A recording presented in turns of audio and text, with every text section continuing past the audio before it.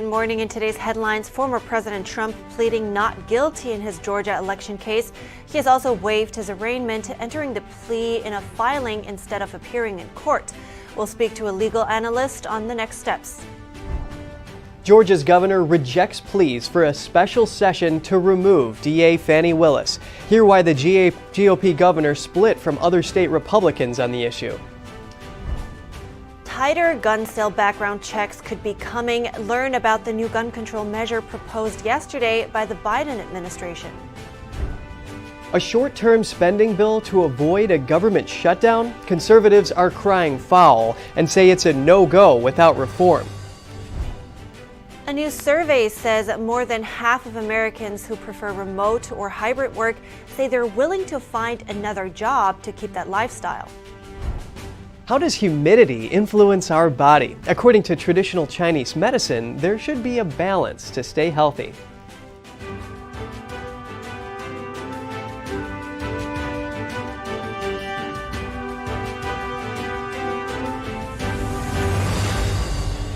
Good morning. Welcome to NTD. I'm Kevin Hogan. Good morning, everyone. I'm Evelyn Lee. We made it to Friday. Today is September 1st.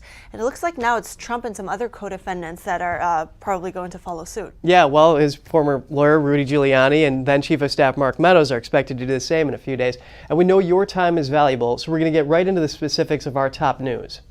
Former President Trump pleaded not guilty in Georgia's 2020 election case yesterday. He will not appear for arraignment in person next week as scheduled and entered a plea through court filings instead. He also asked the judge to sever his case from his co-defendants who want a speedy trial. District Attorney Fani Willis asked the judge overseeing the case last week to schedule a trial for all 19 defendants for October 23rd. Trump's attorney, Stephen Sato, says Willis' proposed date would not give him sufficient time to prepare his case, and that forcing that date would violate Trump's constitutional rights to a fair trial and due process of law. It's the fourth time Trump has pleaded not guilty to criminal charges this year. The 2024 presidential candidate is charged with racketeering for disputing the state's 2020 presidential election results. The Fulton County judge overseeing the case has given the green light to televise all courtroom proceedings. He said in a court hearing yesterday that broadcast news media will be allowed pool cameras and that all hearings and possible trials will be broadcast on the court's YouTube channel. Neither prosecutors nor the defense appeared in court yesterday to oppose the media's requests for cameras. The ruling is subject to change and does not apply to any portions of the case that are moved to federal court. And now we're going to get some insight into Trump's not guilty plea and his decision to waive his arraignment. Our next guest weighing in on this has served as a public policy and appellate attorney and as a former law professor. Paul Kamenar, the lead counsel at the National Legal and Policy Center, joins us live. Thank you for your time today, Paul. What are the next steps here after Trump's not guilty plea? Well, as it was said, he also filed yesterday his motion to sever his case from the other defendants, and to especially against Ken Cheesebro and Sidney Powell, who asked to have a speedy trial for October 23rd. His attorney said, look, there's no way I can defend Donald Trump from all these charges in just a couple months. And he also has another trial himself in a different case coming up in Florida next month as well. And also he indicated and he attached as an exhibit this document that Fani Willis filed saying, hey, Sidney Powell and Ken Cheesebro, if you're asking for a speedy trial under our rules, you've got to not rely on certain discovery rights you may otherwise have. You can't complain if we're not going to be able to give you everything or some witness statements at the very end if we have it. So there's some detrimental effects if you go to speedy trial. So Trump's attorney says, yeah, we don't want to be subject to that as well.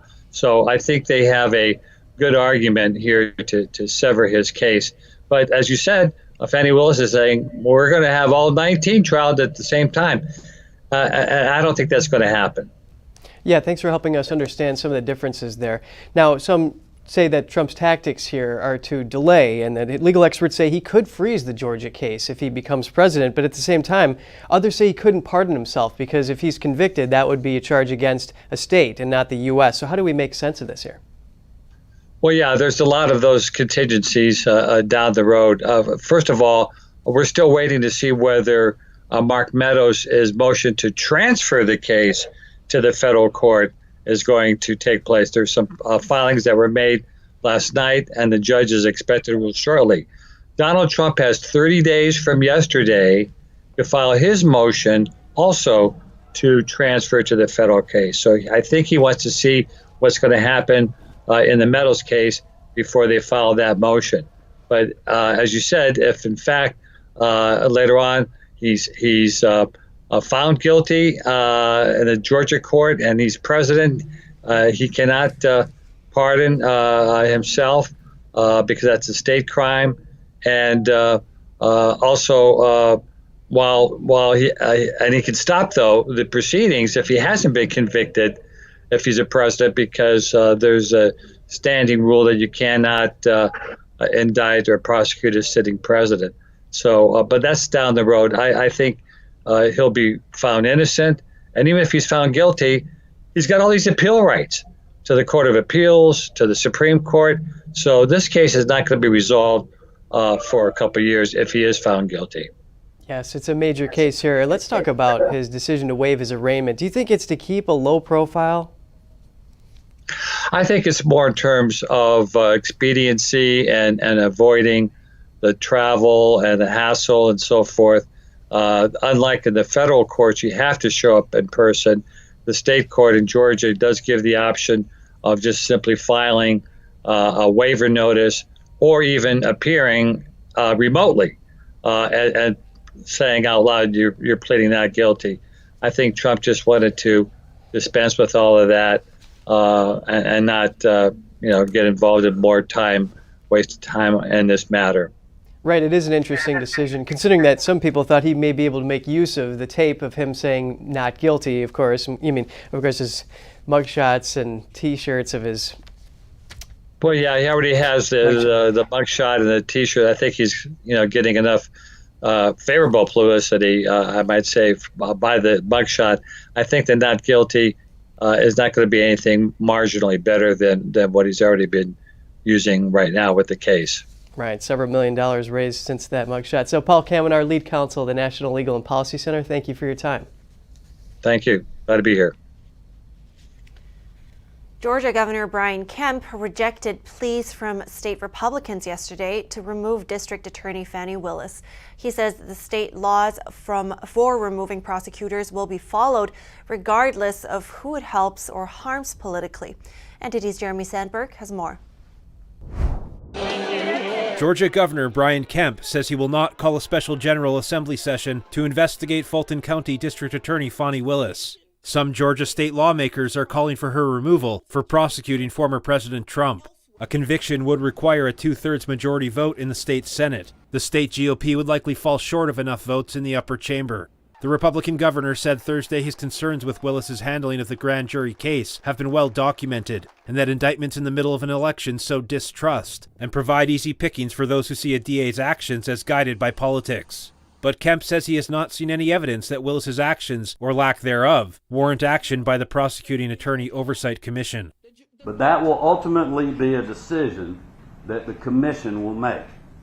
Regardless, in my mind, a special session of the General Assembly to run around this law is not feasible and may ultimately prove to be unconstitutional. Kemp noted that he had been called before a special grand jury to testify during the investigation and stated President Biden was the rightful winner of Georgia's 16 electoral votes. Jeremy Sandberg, NTD News. The Justice Department says its Election Threats Task Force has charged 14 cases involving threats against the election community, securing 9 convictions. The task force was created in June 2021 after a sharp increase in threats against election workers. Guilty pleas were secured Thursday in two separate cases involving threats against election workers in Arizona and Georgia. They come on the heels of recent sentencings in two other cases. The DOJ says an Iowa man was sentenced in Arizona Monday to 2.5 years in prison for sending threatening communications to an election official on the Maricopa County Board of Supervisors and to the then Attorney General of Arizona. And earlier this month, a Texas man was sentenced to 3.5 years in prison for threats he made to an official in the Maricopa County Attorney's Office and another Maricopa County official. Coming up, the Biden administration proposes a new gun control rule. Find out what's in the measure currently in its comment period. And Floridians are getting back on their feet after Hurricane Idalia, many hoping to rebuild their homes, while on Maui, survivors see little relief nearly 1 month after the fires. Stay tuned for more after the break.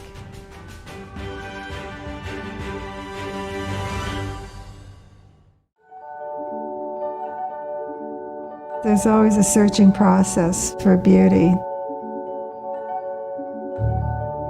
You know it when you see it.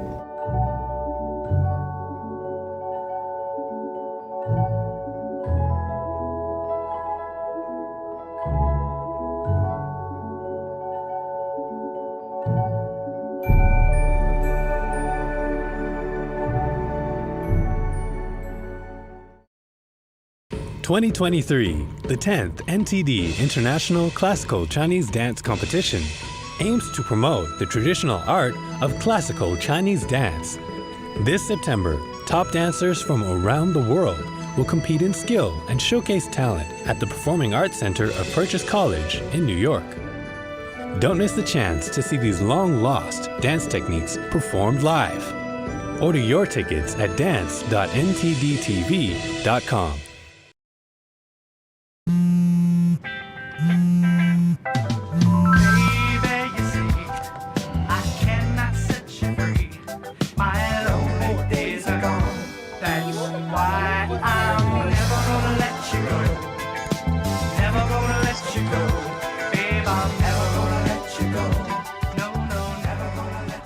Here you go. Thank you. Thank you. Never gonna let you go. Never gonna let you.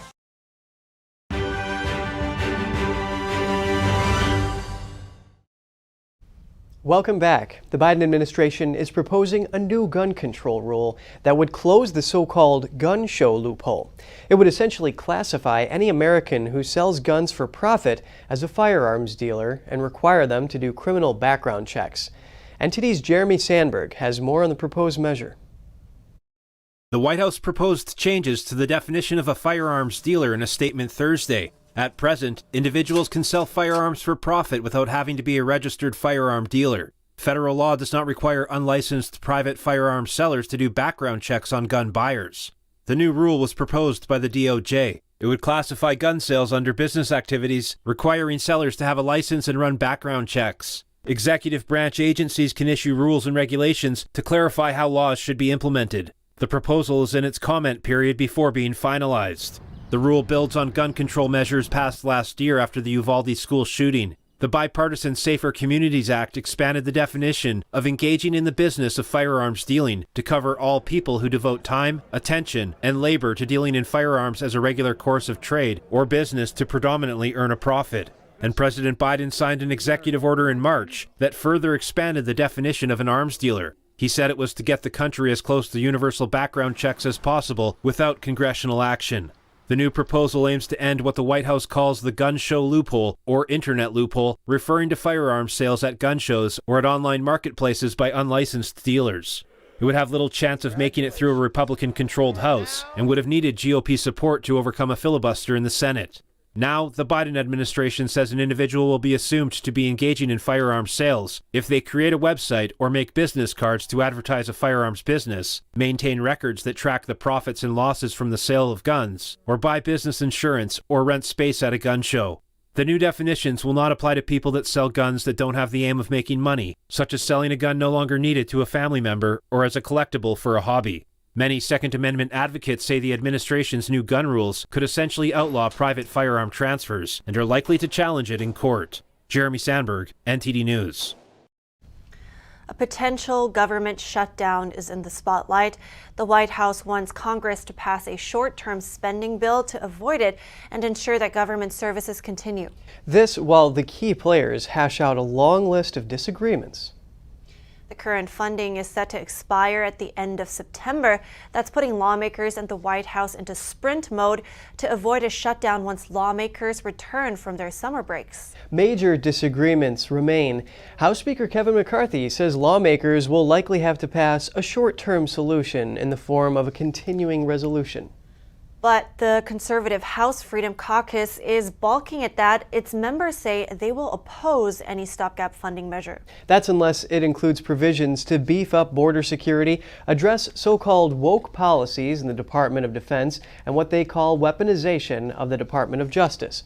House Freedom Caucus Chair Scott Perry said a clean continuing resolution is, quote, the same old status quo we always do that goes into December and pressurizes every member to vote for garbage to get home for Christmas, end quote. Maui fire survivors and businesses are questioning when they can start to rebuild. Property losses are estimated at $6 billion. In addition, there are questions about the response or lack thereof. Who's to blame? As Natasha Chen discovered, residents are skeptical of what the government is telling them. It's hard to take in, seeing all this devastation. Even as Lahaina fire survivors take stock of what's left of their historic community. Make me cry. Make me cry. Officials are trying to identify the bodies of those lost, but it is a mystery at the moment how many are still missing. Right now, they're investigating about 100 missing person reports. I'm like, oh, okay, today's going to be a good day. I'm not going to cry. You hug the first person, and that's all you want to do is cry. Kalaya Asuela says her Lahaina home is still standing, but has no idea what condition it's in. She's with her family in temporary housing, not living, she says, just existing. I don't want to be angry, and I don't want to be upset, but nothing's moving. The number of dead stands at 115, a number that hasn't moved in 10 days. Active search and rescue is over, as federal agencies are now working to remove hazardous materials and debris to make it safe for families to return to their neighborhoods. Most Lahaina students have to either enroll at other schools on the island or take virtual classes at least until mid-October. The entire survival and recovery process has surfaced long-held skepticism and resentment toward outside authority, which many locals have historically blamed for mismanaging the land and water. I directed my team to do everything we can for as long as it takes to help Maui recover, rebuild in a way that respects and honors Hawaiian traditions and cultures and the needs of the local community. We're not going to turn this into a new land grab. But who has he talked to? You know, who has he really sat down with and said, what is it going to take? Asuela questions whether this tragedy could have been prevented. Residents in the county of Maui are suing Hawaiian Electric, accusing the utility of not properly maintaining power lines that remained energized leading up to August 8th. The company says a downed power line in Lahaina seems to have sparked flames that morning, but says the cause of a fire that afternoon is still unknown. And while sirens have not previously been used for wildfires on Maui, new protocols will soon be shared. As we go forward, we need to educate the public on what do they need to do when a siren sounds. And that includes our visitor population that will be unfamiliar as well. Visitors who are currently avoiding Maui. The Hawaii Tourism Authority says they're losing $9 million each day, with a steep drop in daily passenger arrivals to the island. Local businesses are laying off employees. We've had people cancel their reservations all the way through December of this year. Air Maui has laid off 7 dispatchers. Its 7 pilots used to fly more than 24 trips a day. Now they take turns making 1 or 2 flights a day. While island residents want tourists to stay away from burned areas, they need people to come visit the rest of Maui. Most people who live on Maui have 2 jobs to sustain themselves, so they're not going to be able to survive and pay their bills and their home mortgages on unemployment insurance. It just won't cut it.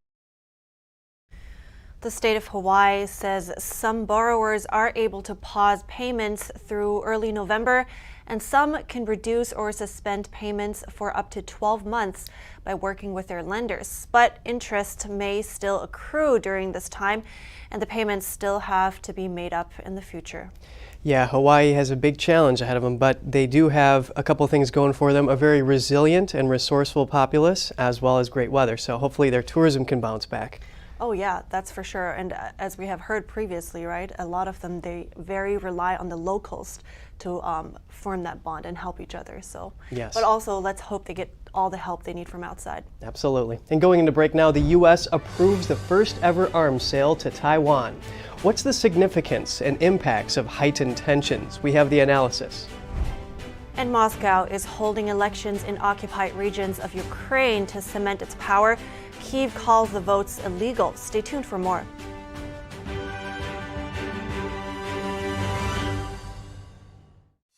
Does this look familiar? You probably think this is what owning hearing aids would be like. Let me tell you, there's a better way. The Atom by Audien Hearing. The all-new Audien Atom is the world's first wireless charging hearing aid under $100. The Atom comes with an easy-to-use wireless charging dock. Plus, the Atom has a 22% smaller design, so it's nearly invisible when worn in the ear. That's why we have over 250,000 happy customers. Each pair has a 45-day money-back guarantee, so there is zero risk in trying them. Call 1-800-918-3109. That's 1-800-918-3109. Call 1-800-918-3109 or go to audienhearing.com to get your pair of Audien Atom hearing aids for only $99.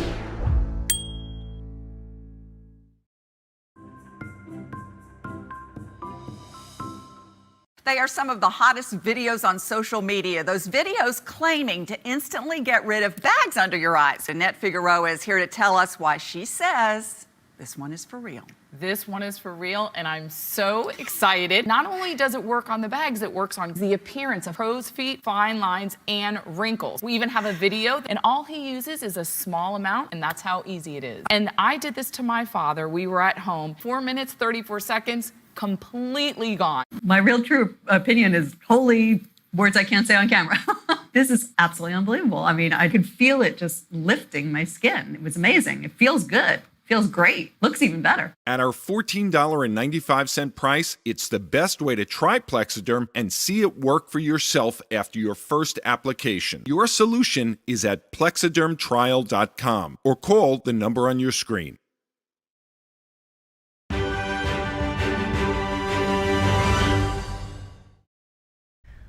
Welcome back. New assertion from a U.S. lawmaker during a trip to Taipei. He says Washington has an obligation to fulfill its backlog of arms sales to Taiwan. Congressman Rob Wittman adding that a bipartisan effort is underway to make that happen. Wittman is the vice chairman of the House Armed Services Committee and member of the House Select Committee on China. He said Taiwan is making an incredible effort at its own self-defense, such as extending conscription. But last year, Taiwan complained of delays to U.S. weapon deliveries after manufacturers turned supplies to Ukraine. And these comments come after the U.S. approved the first arms sales to Taiwan under a program that is usually used for sovereign states. The department added, though, that this didn't reflect a change in policy when it comes to the island's status. So to further understand the situation, we're bringing in Adam Savitt. He is the director of the China Policy Initiative at America First Policy Institute. Good morning, Adam. To start, please tell us more about the significance of this arms sales this time around. Well, listen, any arms sales, successful arms sales to Taiwan, however incremental, is a positive thing. But still, this program, although it does imply that the sale is made to a sovereign state, it still is under the State Department. It's not quite a sale. It's more of an arrangement that still is a taxpayer fund. Now, Taiwan is willing and able, it has proven so and has said so, to pay for arms. They simply want them to be shipped, as you said in your earlier segment, and that is more the problem. Another problem is that the 80 million, which is at stake here, is a relative drop in the bucket. Let's look at the Ukraine war, putting aside the merits of that war in general, but just the fact, compare this 80 million, which essentially will end up being loans, to the 100 plus billion going to Ukraine, and those are grants. And the relative value to the American people is a lot lower. Well, although you call it a drop in the bucket, China is not happy about it. But can you tell me more about how China perceives the message that this is sending? Sure, they're not happy about it, but they're not happy about anything that implies or implicitly or explicitly recognizes the sovereignty of Taiwan, whether that be weapon sales or whether that be simple diplomatic actions, such as recently the VP of Taiwan who transited the United States, and we have to use that euphemism, transited, because we can't technically recognize his presence, on the way to Latin America. They, of course, raised hackles about that. Also, most extreme example was, of course, last summer when former Speaker of the House Nancy Pelosi visited Taiwan, and the reaction there was military exercises, unprecedented military exercises, missiles that reached the waters around Taiwan as well as Japan. So there's no way to appease China, and of course they will react this way to any sort of affront. Now let's talk about Taiwan a little bit. Why is Taiwan important to the U.S.? Well, number one, on a technical level, we are required by the Taiwan Relations Act to provide Taiwan with the materials needed to defend and deter the CCP. But obviously beyond that, there are huge strategic implications for the United States. Number one, Taiwan sits in the first island chain, which begins in northern Japan, goes through their southern islands, through Taiwan, and into the Philippines. And that is the first line of defense to keep China contained, its growing Navy and Air Force contained in the seas around China. If China were to conquer Taiwan, it would have direct access to the Pacific Ocean. It would have the potential to become a blue water navy, which is what the United States is, which means that it could deploy anywhere to oceans across the world, which of course would have very negative implications for trade and for the ability of the U.S. military to operate.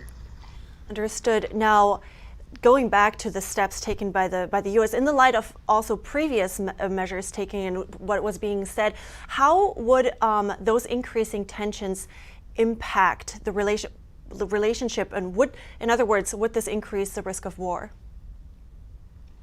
I think technically no, because as I mentioned, China is always bristling. Their diplomats are always lobbing threats, and really the threat of war is made more likely if we are weak and if we don't bolster our allies and our own military. So I'd say weakness is what would more provoke them. The fact that we need Taiwan to have a credible deterrent that will deter an invasion from taking place to begin with. And what we also need to do is strengthen our allies, such as Japan, who is increasing their own defense budget, but we need to help them as well. We are increasing we're reviving our basing rights in the Philippines, where we used to station our troops in the Cold War. The Philippines is inviting our troops back. So increasing our presence in the Pacific, as well as bolstering and building our own Navy back, our Air Force, those capabilities, that actually will decrease tensions rather than bring us closer to war. Understood. Very interesting take on that. Thank you so much, Adam Savitt. I really appreciate your time this morning. Thanks very much. And now we're getting to some short headlines from around the world. Local elections are underway in the parts of Ukraine that Russia claims as its own. It's seeking to cement Moscow's authority in what it calls its new territories, despite the ongoing conflict. Ukrainian officials called elections illegal. The exiled Ukrainian mayor of Mariupol says citizens are being forced to vote at gunpoint. The African Union yesterday suspended Gabon's membership one day after military officers ousted President Ali Bongo. General Brice Oligui Nguema, the coup leader and former head of the Presidential Guard, is due to be sworn in as president on Monday. The takeover ends the Bongo family dynasty's almost 6 decades in power in the Central African country. Russia's failed lunar mission left a 32-feet wide crater on the moon when it crashed last month after it spun out of control as it was preparing for a soft landing on the South Pole. Luna 25 was Russia's first moon mission in 47 years. A NASA spacecraft imaged a new crater on the surface of the moon, likely the impact site of Russia's mission. Gabon, one more country in Africa's coup belt. Yes, and now the continent has over 7 countries that are ruled by the military, and even now, the EU is weighing sanctions on Niger. So we're going to go into break now. We have more coverage coming up. The CDC is warning Americans about a deadly wave of deaths from fake prescription drugs. And Silicon Valley is taking a new approach to crack down on illegal sideshows by teaming up with social media. That and more after the break.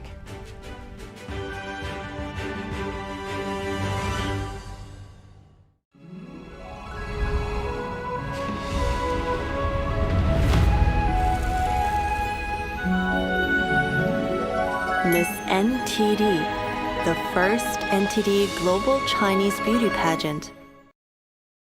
Communism is evil. Oh, come on. Listen, if you're as tired of the censorship as I am, I've actually got good news for you. Check out epictv.com. It's a brand new censorship-free video platform where you can find not only my show, but other deep documentaries, great programs, and honest movies that bring you the news without all the spin and the fake narratives. So, I'll see you there. Is deep sea fish oil really healthy? Due to pollution in the oceans, most fish contain heavy metal elements and radioactive substances. That's why it's so important to choose a pure source of omega-3. Puritang green vegetable omega-3 is made from purslane and perilla seeds, which are rich in nutrients and minerals, especially vitamins A, D, E, calcium, and iron. With natural processing and no harmful chemical additives, it has more than 90% concentration of omegas 3, 6, 7, and 9. It effectively improves brain power and is beneficial to the heart's health. Puritang omega-3 does not smell of fish and contains no pollutants, so both adults and children can safely and easily consume it over a long period of time. Puritang green vegetable omega-3, greener, healthier, and more effective. Visit puritang.com to learn more.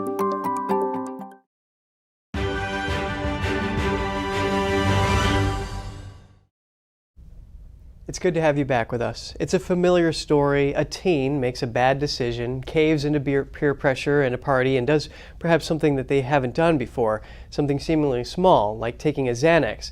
But how can a teen weigh the risks without knowing that one pill could take their life?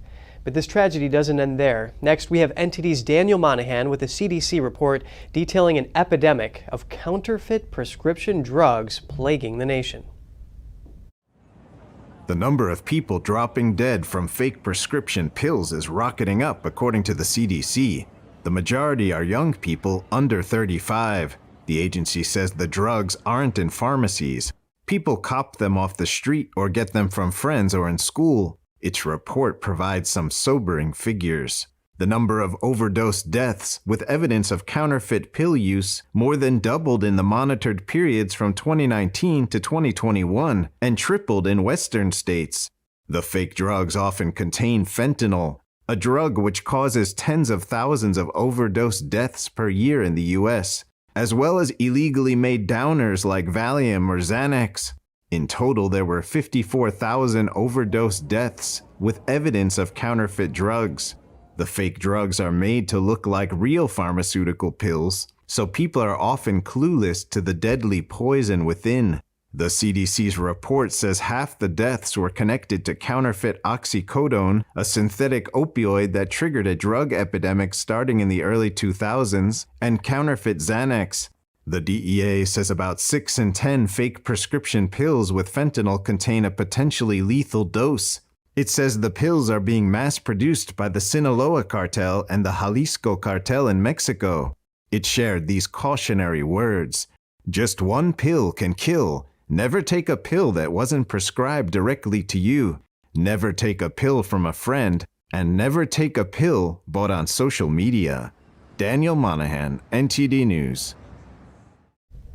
And now we're going to go through some short headlines.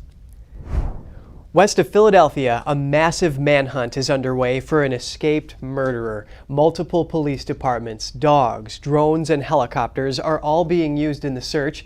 The prison warden declined to state how the suspect was able to escape jail. The prisoner had only been there about a week after being convicted of stabbing his girlfriend over 30 times. The U.S. government has filed court papers in an attempt to block a 2024 recovery expedition by the company who owns the sole rights to salvage artifacts from the site of the Titanic shipwreck. Officials cite a law which protects the Titanic as a grave site. It also claims the company needs authorization from the Secretary of Commerce. A previous attempt at blocking a similar expedition was unsuccessful. In Texas, a ban on gender transition procedures for minors is taking effect. The Texas Supreme Court issued an order on it on Thursday. The state's top court denied an emergency request to block the ban, essentially allowing the law to take effect today as planned. The law prohibits doctors from performing certain gender transition procedures on minors, including castration, mastectomy, puberty blockers, and hormone therapy. It also restricts the use of public funds for transgender procedures. Texas Governor Greg Abbott signed the bill in June. A coalition of legal advocates, including the American Civil Liberties Union and the Transgender Law Center, sued to block it. More than 20 states have adopted laws to ban some transgender procedures for minors, though some of those are not yet in effect. And could Staten Island break away from the Big Apple? Growing safety concerns over the city's busing of illegal immigrants there have intensified the borough's efforts to make a clean start. Staten Island Borough President Vito Fasola says the values of New York City are not in line with those of Staten Island. He says people feel like they are on a tugboat attached to the sinking Titanic, and that many residents are frustrated over growing crime and the busing in of illegal immigrants.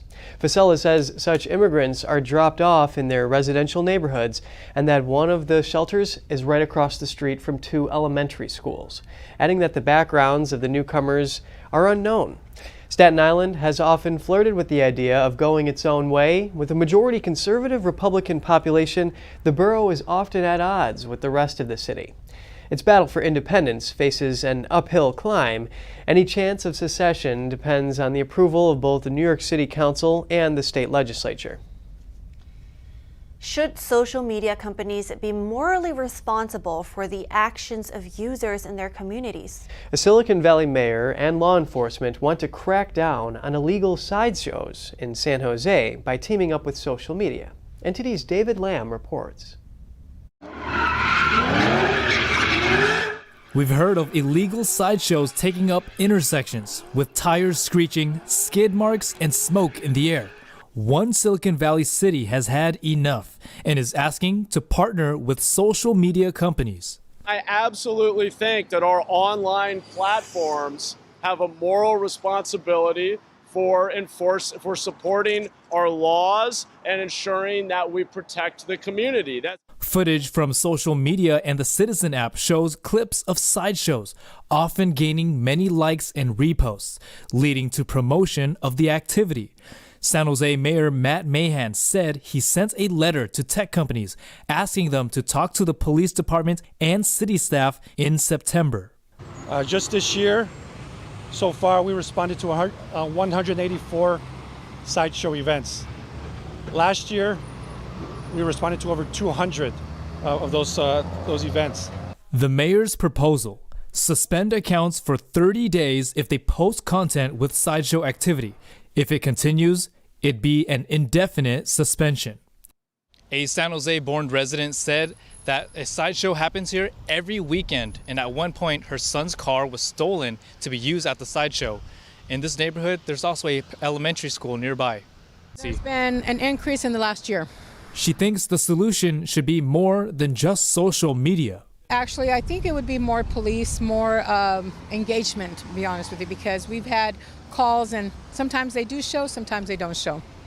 Sideshows hurt San Jose, and we all need to do our part to stop them, including the large social media platforms like Facebook, Instagram, TikTok, and Snapchat, all of whom we've reached out to. The mayor hopes to disincentivize people from engaging in illegal sideshows and says it's part of his goal for creating a safe city from every possible angle. In San Jose, California, David Lamb, NTD News. Well, it certainly, social media facilitates those kind of organization for those groups, certainly. Yeah, so any means necessary to bring these to an end because road safety is so important. Exactly. Yeah. Moving on to the break now. So coming up, how much was lost to Hurricane Idalia? How will it affect property insurance in Florida? We have the latest from NTD Business host Don Ma. And a new survey says over half of Americans who prefer remote or hybrid work say they're willing to find another job to keep that lifestyle. That and more after the break.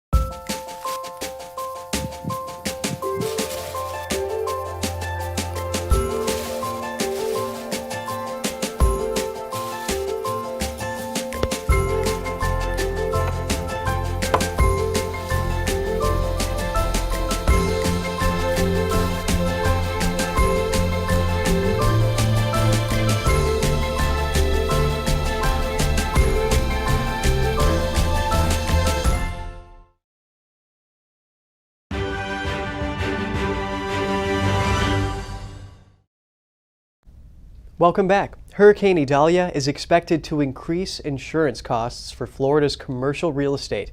Here to discuss this is NTD Business host Don Ma. Good morning, Don. It's great to have you with us. Yeah, pleasure, Kevin. Good morning. So what kind of properties are the most at risk of seeing an increase in insurance costs? Right. So in Florida, the bank UBS expects Idalia to result in losses of anywhere around $9 billion, Kevin. This is based on preliminary estimates.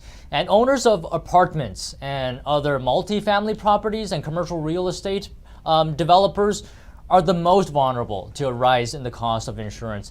And Florida is hit by more hurricanes than any other state, by the way, according to government data. So that definitely doesn't help with the situation. And we can expect insurance costs to keep rising year over year. And this year, Florida's commercial property insurance rates have risen somewhere around 37%. And costs have risen the most for apartments and condos because a lot of the times, these properties are made of wood and are more likely to suffer damage. Insurance costs for properties like these have gone up anywhere from 30 to 70%. And on top of that, some insurance firms have actually pulled out of Florida in recent years because of the risk of heavy losses, Kevin. Yeah, that is a fierce hurricane, and there's so many claims there. Of course, they're going to drive the costs up. So if insurance costs have gone up for apartments and condos this much, would that have an impact on the price of renting these properties? Yeah, it definitely has contributed to rising rent costs. Apartment rents have increased by over 20% on average since 2020, according to some reports. So, places like Miami, Tampa, and Orlando are seeing even higher increases in the range of over 33% from January 2020 to April 2023. Yeah, definitely renters are also affected. So anything else for us, Don? Sure, Kevin. West Coast dock workers ratified a new labor contract. The deal includes a 32% pay raise and a one-time bonus for working during the early days of COVID-19. The contract runs through July 1st, 2028, covering 29 ports from California to Washington state. But other than that, good news in the auto industry, it seems like. Ford Motor has made a contract offer to the United Auto Workers, promising hourly employees 15% wage increases and other benefits. Our hourly workers will see a pay raise from an average of less than $80,000 in 2022 to over $90,000 in the first year of the contract. And as well, just a heads up for Tesla owners. The National Highway Traffic Safety Administration is investigating Elon mode. This is a hidden feature in the autopilot software. It can reportedly disable the safety alerts drivers get to keep their hands on the steering wheel. Then NHTS is concerned that the setting encourages unsafe driving. 2 lawsuits against Tesla's autopilot technology are expected to go to trial this fall. But other than that, that's all from me this morning, Kevin. Well, those auto workers definitely work hard. I mean, they're on that assembly line. They have to be on their game. So, NTD business host Don Ma, thank you. Yeah, of course. Thanks, Kevin. Elon mode, huh? I wonder if there's any other hidden Easter eggs like that. Oh, wow. Well, yeah, the warnings are there for a reason. Exactly. Got to pay attention. Well, all right, and moving on, summer vacations are coming to an end, and that means heading back to the office, or does it?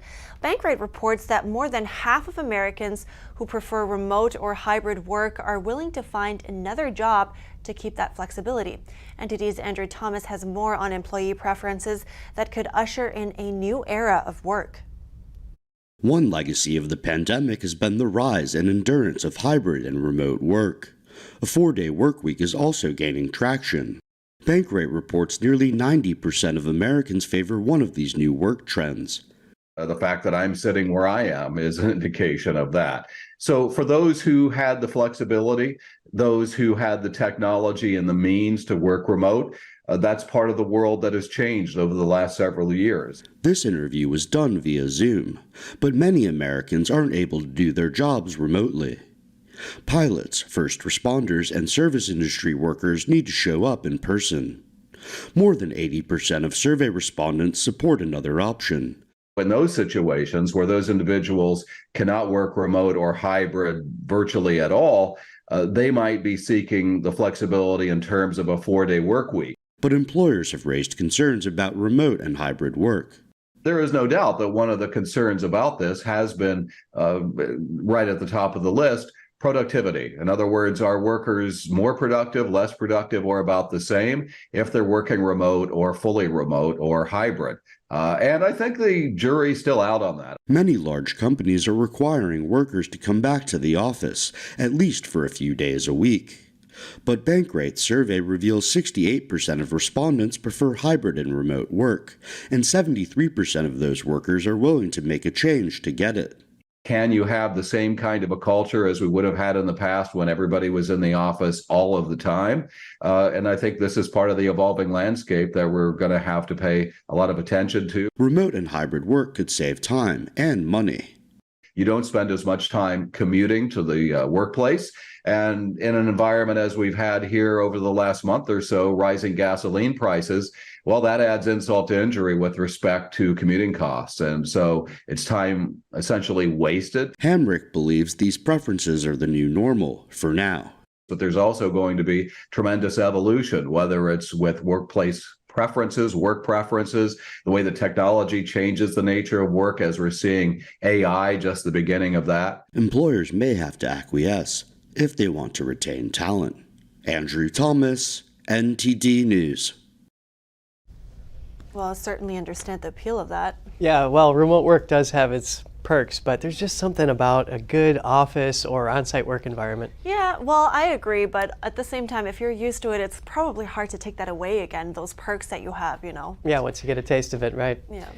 And coming up, how does humidity influence the body? We'll explore what traditional Chinese medicine has to say about its role in healing and health when we come back.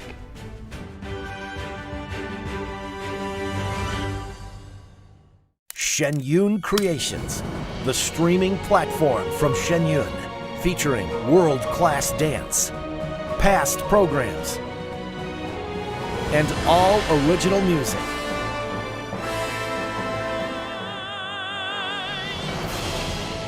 Masterclasses, behind the scenes, comedy, and more. Explore shenyuncreations.com. Buying a house is complicated and confusing, especially now. That's why who you work with matters. Together with HomeLight, we find solutions for every buyer. Our team helps you get the home you love every time.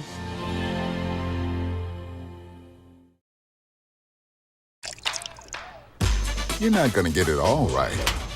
just make sure you nail the big stuff. Mama! Like making sure your kids are in the right seat for their age and size. Get it right at nhtsa.gov/the right seat.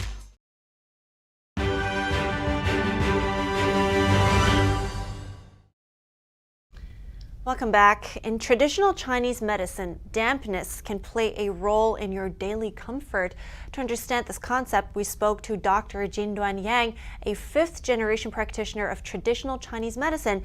He explains that aside from body chemistry and structure, there are energetic dimensions that can impact us. Take a look.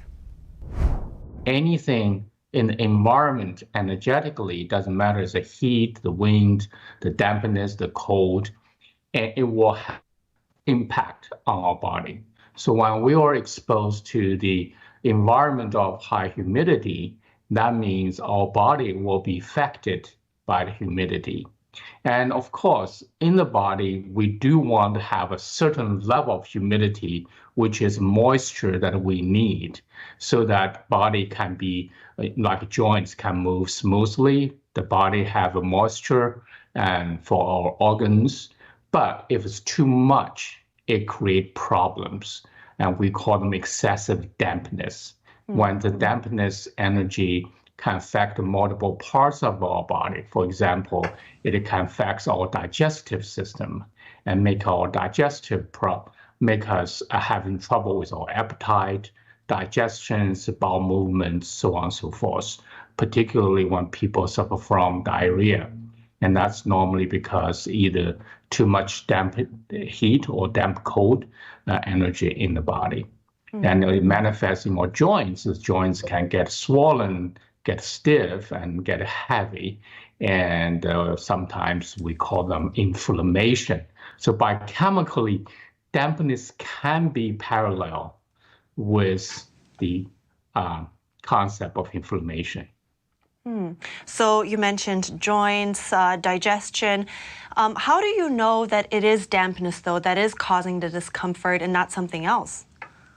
Well, the dampness, just like the energy in the environment, it has its own properties. For example, dampness causes swollen.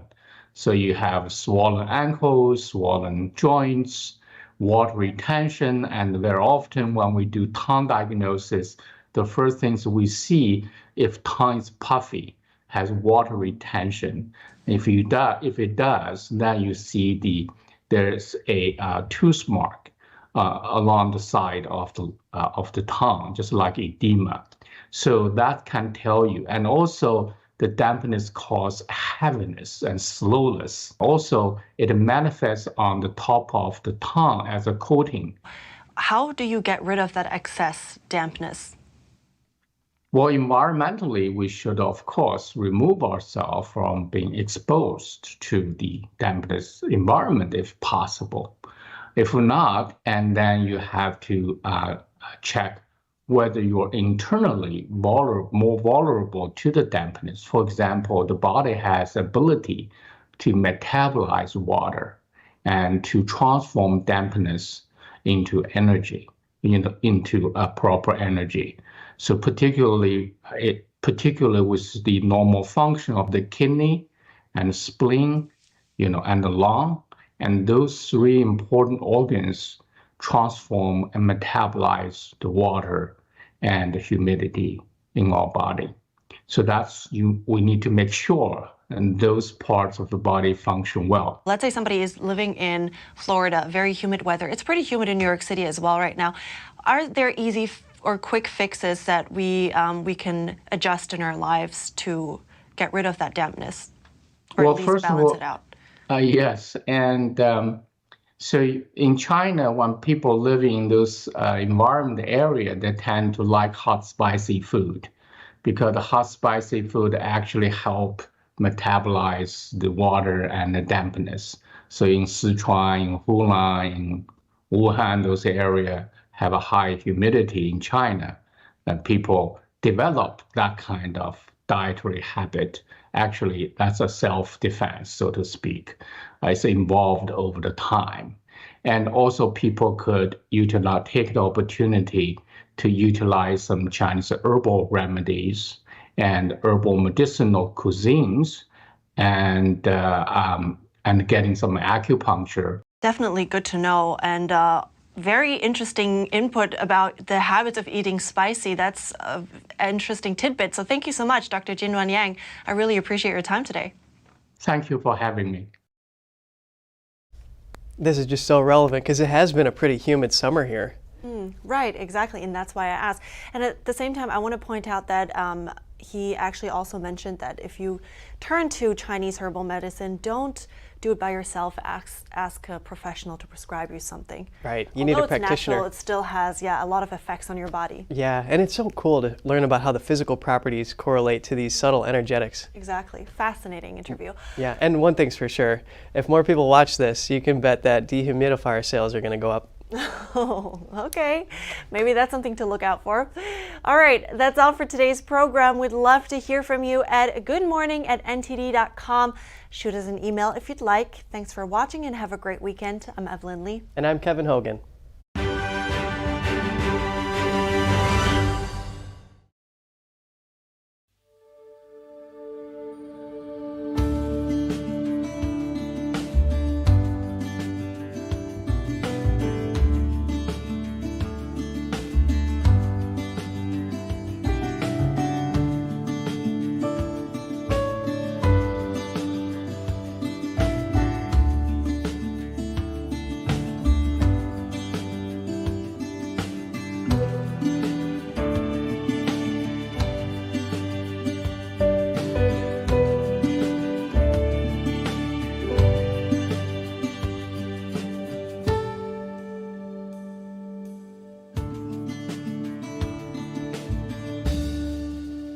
Thanks for watching us on YouTube. Did you know YouTube only keeps selective videos on its platform? So if you want to make sure you get the full picture, just subscribe to our newsletter. Go to newsletter.ntd.com and sign up. It's free.